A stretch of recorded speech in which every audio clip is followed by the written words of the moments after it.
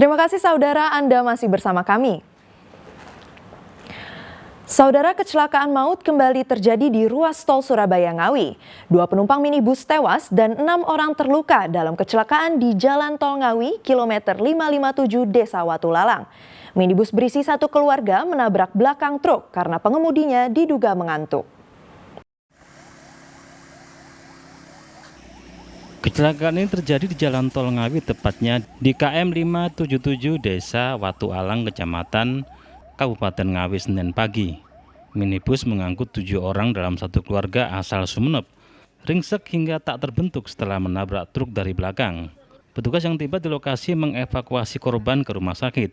Korban tewas Denok Winarti, 46 tahun, warga Desa Kelor, Kecamatan Sumeneb, dibawa ke RSUD Dr. Suroto Ngawi. Sedangkan Sukarjo, berusia 71 tahun, warga Desa Banyu Putih, Sumeneb, saat ini berada di Rumah Sakit Widodo Ngawi. Kecelakaan ini bermula minibus yang dikemudikan Daryanto, warga Desa Gading, Kecamatan Manding, Kabupaten Sumeneb, melaju dari arah Surabaya menuju Solo, berencana akan liburan ke Yogyakarta. Di lokasi kejadian diduga pengemudi mengantuk, mobil menabrak bagian belakang dam truk tronton yang hingga saat ini belum diketahui identitasnya karena kabur. Kerasnya benturan mengakibatkan 2 orang tewas dan 6 lainnya termasuk pengemudi terluka. Hah? Ngantuk. Mas ngantuk. Bawa berapa orang tadi? 7. Terus gimana kejadian? Tabrak belakang gitu? Iya. Truk yang tabrak? Kurang jelas apa truk apa box. Yang sepertinya truk. Nggak tahu juga. Langsung jalan mau. Oh, truknya langsung jalan yang di depan itu. Iya. Terus yang Mas lakukan apa waktu itu? Ya, buka pintu. Hah? Buka pintu. Buka pintu. Terus Nolongin penumpang. Penumpang berapa orang? 7. 7. Sama anak kecil. Dari mana mau ke mana? Dari Sumeneb Mau ke ke Jepang. liburan gitu ya? Iya. Nggak tahu waktu itu, soalnya kan baru dari rest area itu kan, dari rest area sekitar kurang lebih 3/4 menit mungkin keluar lagi, kan baru istirahat soalnya. Nggak Baru tahu Pak istirahat. ciri-ciri yang ditabrak depannya itu. Nggak tahu kalau saya mas, bener tidur saya. Kalau nggak tidur nggak sampai begini kan bisa ngancang-ngancang gimana kan kayak gitu. Yang meninggal berapa orang akhirnya? 1 pak, cuman mbak saya ada di rumah sakit yang nggak tahu mbak, itu udah dibawa kemana mbak ya? Oh, ada di sana Pak juga Pak. Oh iya, itu ada di situ, saya nggak tahu mbak saya. Seluruh korban luka saat ini masih dirawat di Rumah Sakit Widodo Ngawi. Sementara bangkai kendaraan dibawa ke pos terdekat. Polisi masih memburu truk yang diduga ditabrak untuk dimintai keterangan. Dirgo Suyono melaporkan dari Ngawi. Saudara, mobil pikap bermuatan AC terbakar di Jalan Raya Kecamatan Selopuro, Kabupaten Blitar. Api menghanguskan muatan serta bagian belakang kendaraan. Kena mobil kobongan, nyaut kabel listrik. Mobil bak terbuka bermuatan AC yang dikemudikan Trijoko ini dilalap si jago merah di jalur tanjakan Kecamatan Selopuro, Kabupaten Blitar. Api berkobar dan menghanguskan seluruh muatan. Meski sudah berusaha dipadamkan, namun api sulit dikendalikan hingga menghanguskan seluruh muatan dan badan mobil.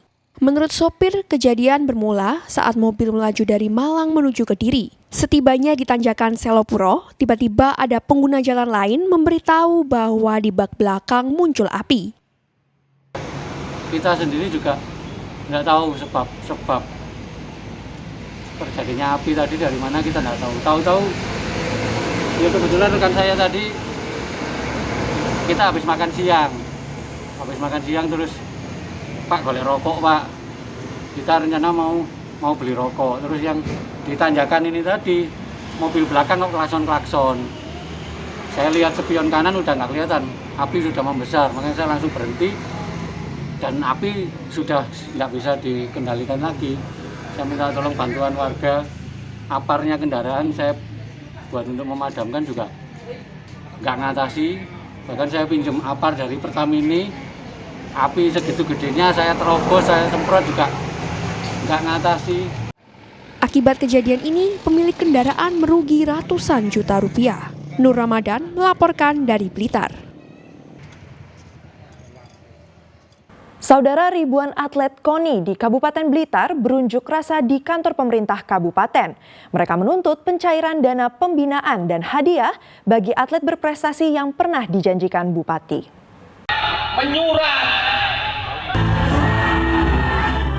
Ribuan atlet dari berbagai cabang olahraga di bawah naungan Komite Olahraga Indonesia KONI, Kabupaten Blitar berunjuk rasa di kantor Bupati. Mereka menuntut pencairan dana pembinaan sebesar 12 miliar rupiah dan uang reward senilai 2,7 miliar rupiah yang dijanjikan Bupati Blitar. Pasalnya, sejak kejuaraan Porprov pada bulan September, dana pembinaan dan uang reward untuk para atlet hingga kini belum juga dicairkan. Atlet berprestasi di Kabupaten Blitar mengancam akan pindah ke kabupaten lain. Tony Andreas, Ketua KONI Kabupaten Blitar, mengatakan pihaknya meminta kejelasan pencairan dana bagi para atlet yang mengharumkan Kabupaten Blitar. Para ketua cabur menuntut haknya dana pembinaan rutinan setiap tahunnya ada, ini enggak ada. Ini dikemanakan? Dialih fungsikan, kalau dialih fungsikan dasarnya apa? Nanti kita akan buat surat ke APH, para penegak hukum, Kapolres sama Kajari, tak tebusan sampai Surabaya, sampai Jakarta, supaya diusut ini tuntas, ya. Total besar anggaran yang belum keluar berapa Pak itu Pak? Reward untuk atlet real 2.725 juta. Jika tuntutan tidak dipenuhi, para atlet akan kembali menggelar demo dengan massa yang lebih besar. Nur Ramadan melaporkan dari Blitar. Saudara, polisi meringkus penipu sekaligus pelaku penggelapan mobil di Ngawi berkedok kerjasama. Polisi yang menangkap pelaku sempat terlibat kejar-kejaran di kawasan Jalan Raya Semarang, Jawa Tengah. Heri, warga Klaten, Jawa Tengah, berhasil diringkus polisi setelah berusaha kabur menggunakan motor di Jalan Raya Semarang. Pelaku penipuan dan penggelapan mobil ini menyerah usai terlibat aksi kejar-kejaran dengan polisi. Pelaku kemudian digelandang ke rumah kontrakannya di Desa Banyuraden, Sleman untuk mencari mobil milik Margareta Ndohi, warga Mantingan Ngawi, yang dibawa kabur pelaku. Dari pengakuan pelaku, mobil digadaikan senilai 30 juta rupiah di Yogyakarta.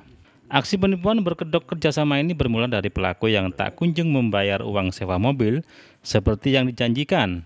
Bukannya bertikat membayar, pelaku justru sering meminta kiriman uang kepada korban dengan dalih agar mobil bisa kembali.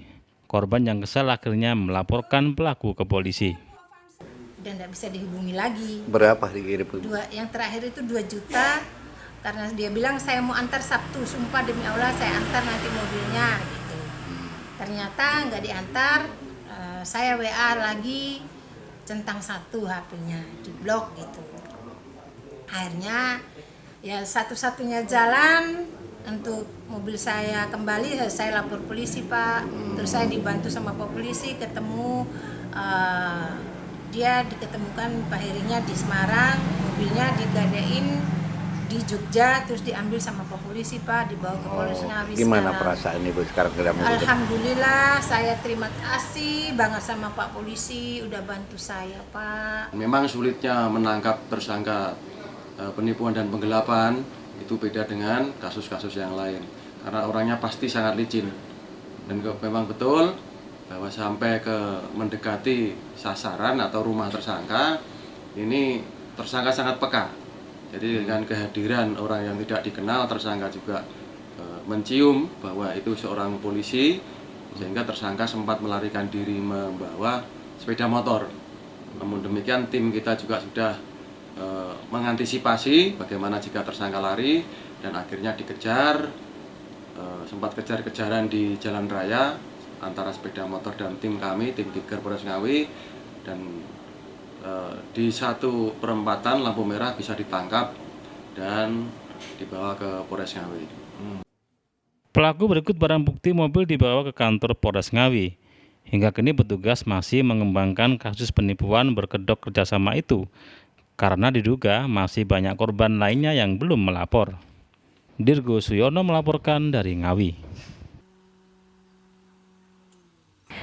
Saudara, tidak semua ulat menjijikan. Ada beberapa jenis ulat yang bisa dikonsumsi. Di Madiun, ulat jati saat musim hujan banyak muncul dan diburu petani karena bisa dijual untuk lauk pauk.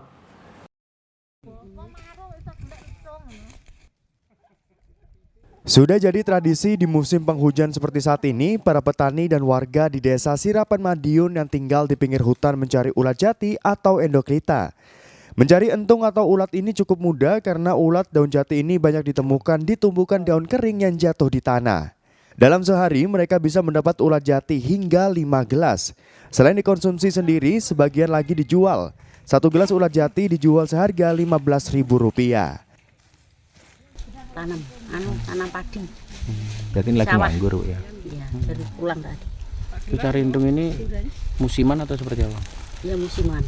Setahun sekali. Untuk penjualannya? Iya, enggak dijual. Enggak dijual. Untuk sendiri. Oh, biasanya dimasak apa, Bu? Digoreng aja. Digoreng. Gitu. Sehari itu bisa dapat berapa cangkir, Bu? 5 cangkir. 5 cangkir. Saya belinya 15.000 per gelas. Itu saya jual matang bisa satu porsinya 25.000. Itu digoreng atau digoreng, dimasak, rica-rica gitu. Ini musiman, Bu, kayak gini. Ini musiman, Mas, tahun sekali. Adanya biasanya kalau baru musim hujan 1 bulan sesudahnya baru ada. Jadi nggak setiap hari ada. Itu pun ini cuman bertahan selama 7 harian. Setelah itu sudah tidak ada lagi. Warga Madiun gemar mengonsumsi ulat jati karena diyakini tinggi protein, lemak, dan karbohidrat. Dirgo Suyono melaporkan dari Madiun. Saudara, puluhan ekor anjing mengikuti kontes anjing berbakat atau Dog Talent Show di Surabaya. Anjing-anjing peliharaan berbagai ras yang sudah terlatih tersebut beradu kebolehan seperti menari dan melewati aral rintang. Seperti apa keseruannya? Berikut liputannya untuk Anda.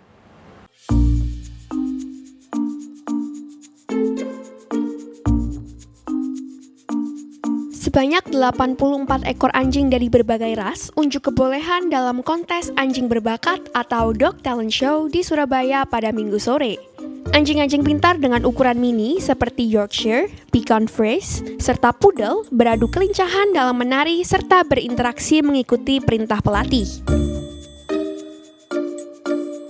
Nah, penilaiannya itu dilihat dari koreografinya, terus entertainingnya, interaksi sama penonton juga. Jenis apa ini nanti yang Dog Talent? Banyak ada Yorkshire, Poodle, kebanyakan sih Poodle.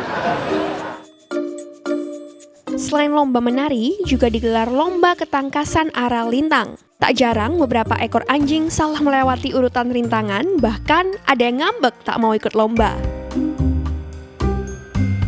Kriteria yang pertama kecepatan, pasti waktu, lalu ketepatan, juga kesesuaian dengan nomor urutan dari halang rintang yang kita sediakan. Yang sekarang berkompetisi hari ini ada 84 ekor. Teresia Indriati Kuncoro, salah satu pemilik anjing, merasa senang dan antusias mengikutkan 6 ekor anjing peliharaannya. Selain menyalurkan hobi, dirinya merasa terhibur. Apalagi satu di antara anjing peliharaannya merupakan juara bertahan dalam lomba ketangkasan anjing. Harapannya ya dia bisa ambil lagi pialanya gitu, Pak. So, pokoknya dia happy ya malah. Ini agility ini sebenarnya kan suatu olahraga, Pak, ya, untuk anakku. Jadi saya melihatnya kita harus bisa memberikan sarana yang bisa membuat mereka sehat dan mereka juga senang bermain-main, lari-lari, ya seperti itu. Selain menjadi kebanggaan bagi sang pemilik jika juara, nilai anjingnya pun akan lebih mahal. Apalagi jika anjing jantan sebagai juara menjadi buruan anjing betina agar mendapatkan keturunan yang bagus.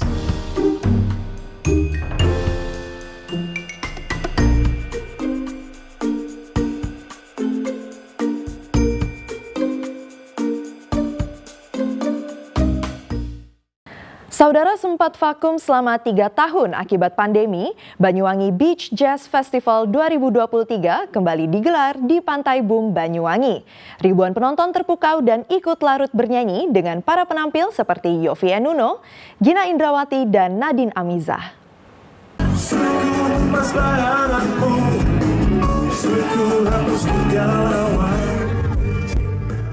Banyuwangi Beach Jazz Festival 2023 digelar di Pantai Bum, Banyuwangi pada Minggu malam. Acara musik ini sempat vakum selama 3 tahun akibat pandemi. Festival yang memasuki 1 dekade ini dihadiri oleh ribuan penonton, pecinta jazz dari berbagai kalangan, hingga dari luar kota. Gina Indrawati membuka konser dengan lagu hitnya, seperti Rasa Cinta Ini dan Jiwa yang Bersedih.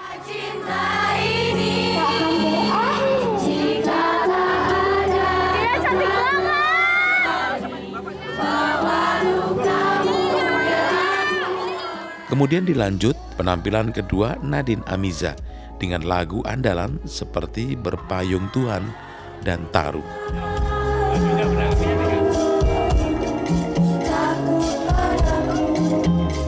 Kedekatan panggung dan penonton membuat suasana konser terasa intim dan sukses menghipnotis penonton. Konser ditutup dengan penampilan grup Yovie and Nuno yang membawakan 7 lagu. 2 diantaranya Terbaik Untukmu dan lagu andalan Bukan Untukku yang sukses membawa penonton bernyanyi bersama. Desiran angin malam pantai seolah tak mampu melawan hangatnya konser dan riangnya penonton. Asik, keren, harus sering-sering sih diadain yang kayak gini, nggak karena Harjaba aja sih. Harus banyak event lagi sih di Banyuwangi emang. Apalagi di Pantai Bum ini emang kayaknya udah cocok banget dipakai buat konser. Sudah berapa kali lihat Beach Jazz Festival ini? Baru 1 kali ini. Ya, saya seringnya nonton konsernya di Malang. Sekarang. Iya. Anu Mbak, gestarnya siapa yang menarik tadi Mbak? Semuanya menarik, 3-tiganya. Yang di opening tadi juga menarik banget. Lagunya yang dibawain asik-asik. Harapannya melalui momen ini bisa menjadi daya tarik wisatawan. Banyuwangi Beach Jazz Festival 2023 merupakan gelaran yang ke-10. Acara diakhiri dengan pesta kembang api yang menghiasi langit Pantai Bum, Banyuwangi. Taufik Ferdiansa melaporkan dari Banyuwangi.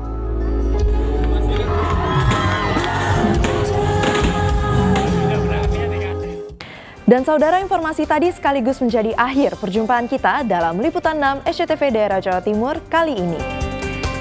Atas nama seluruh kru yang bertugas, saya Keisha Prabawa mengucapkan terima kasih atas perhatian Anda. Selamat beraktivitas dan salam SCTV.